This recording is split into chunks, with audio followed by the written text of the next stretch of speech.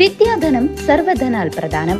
വിദ്യാഭ്യാസ രംഗത്ത് ഉറച്ച കാൽവെപ്പുമായി ആത്മവിശ്വാസത്തോടെ മുന്നേറാൻ വിജയ കോളേജ്.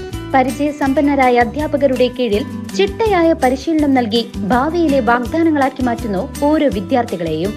വിജയ college, near bus stand, Chelakkara. Formerly Vijaya tutorial college since 1960.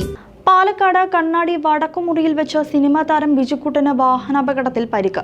Car നിർത്തിയിട്ടിരുന്ന ലോറിയിൽ ഇടിക്കുകയായിരുന്നു. ബിജുക്കുട്ടനും ഡ്രൈവറും ആശുപത്രിയിൽ ചികിത്സ തേടി. സിനിമാ താരം ബിജുക്കുട്ടന് വാഹനാപകടത്തിൽ പരിക്കേറ്റു.